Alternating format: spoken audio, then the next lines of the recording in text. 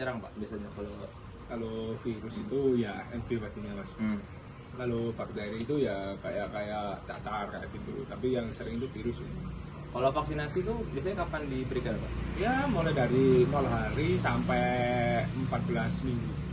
Nah, jadi waktu ayam masa apa belum masa di baterai awal di kandang besar masih di apa kandang kecil.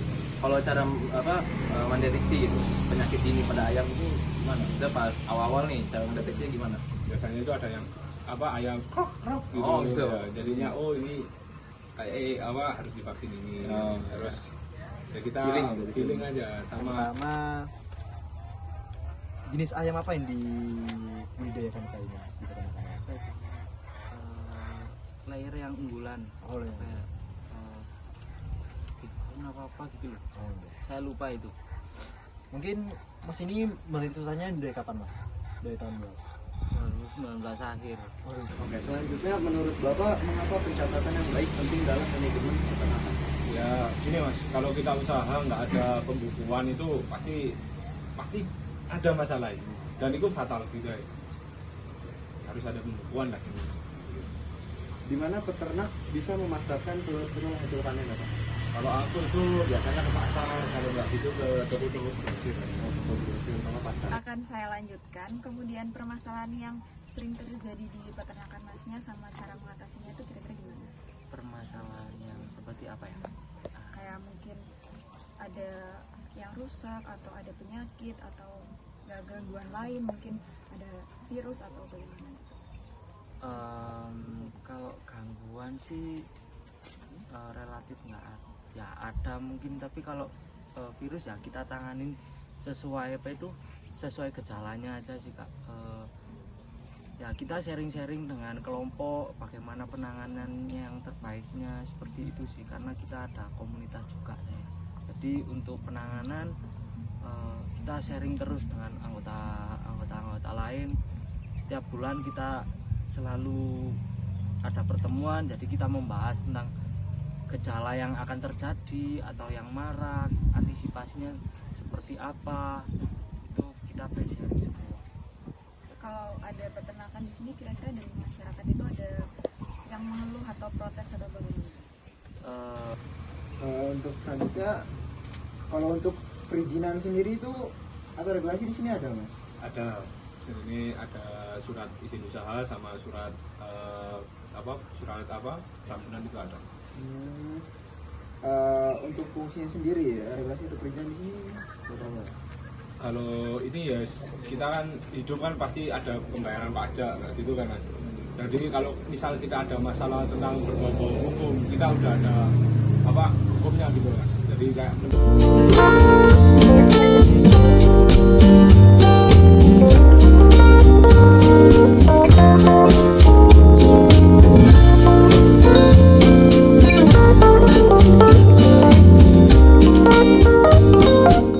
Baik, saya akan menjelaskan isu tri dari peternakan pertama, di mana untuk masa yang didapatkan yaitu dari serangan hama tikus. Yang pertama yaitu akses tikus ke kandang, di mana kandang tidak tertutup rapat, dan yang kedua tidak ada penghalang fisik. Selanjutnya lingkungan yang mendukung perkembangan, di mana untuk sisa-sisa pakan dari pemberian hewan ternak itu tercecer di kandang sehingga memancing tikus untuk ke kandang. Selanjutnya ada penyimpanan pakan di kandang yang di lokasi terbuka sehingga juga memancing tikus untuk ke kandang. Kemudian untuk solusi atau inovasi yang dapat diterapkan agar peternak Atma Cahyadi tidak lagi sering terjadi serangan hama tikus, yaitu dengan cara membangun pembatas kandang dan sanitasi kandang diperlukan agar sisa-sisa pakan yang tercecer tidak lagi menarik perhatian tikus untuk masuk ke dalam kandang. Selanjutnya adalah stres pada ayam layan. Yang pertama ada faktor lingkungan, dan yang kedua ada manajemen kandang. Untuk faktor lingkungan adalah kebisingan tinggi, yang kedua cuaca. Selanjutnya adalah manajemen kandang. Manajemen kandang itu dibagi dua kembali. Ada ventilasi yang buruk dan pengaturan suhu dan kelembapan kandang. Solusi atau inovasi yang dapat diterapkan oleh peternakan Gagas Farm adalah dengan membangun atap dan dinding yang lebih adaptif terhadap perubahan cuaca dan kondisi lingkungan, kemudian mengubah tata letak kandang menjadi lebih terstruktur dan juga membangun beberapa ventilasi yang memadai pada kandang sebagai sirkulasi udara.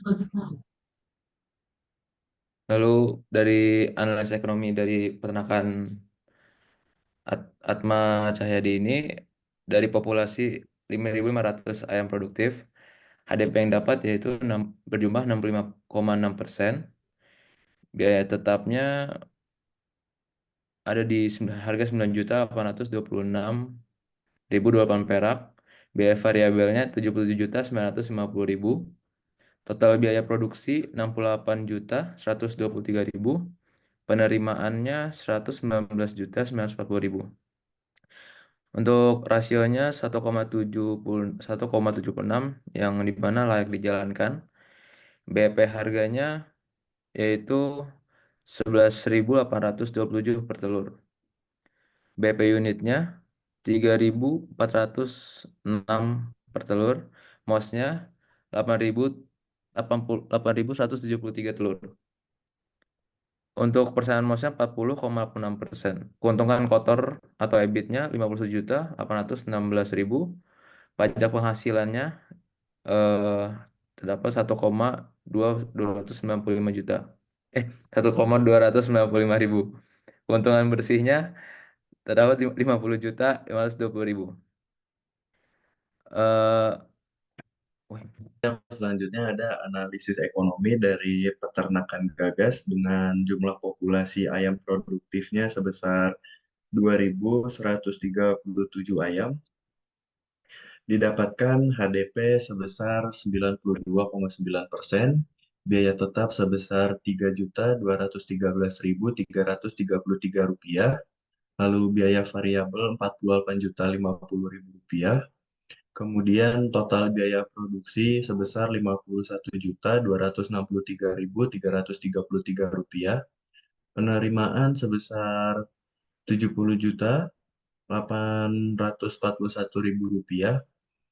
RC ratio sebesar 1,38. BEP harga sebesar 15.613. BEP unitnya 2.229. Lalu MOS-nya sebesar Rp5.887. Lalu MOS persennya sebesar 27,38%. Keuntungan kotor atau EBIT sebesar Rp19.578.333. Pajak penghasilan dalam persennya sebesar Rp244.729. Lalu keuntungan bersih sebesar Rp19.333.604. Mungkin itu saja dari kelompok G2 melakukan wawancara dengan peternakan Ahmad Cahyadi yang ada di Kampoloso. Wassalamualaikum warahmatullahi wabarakatuh.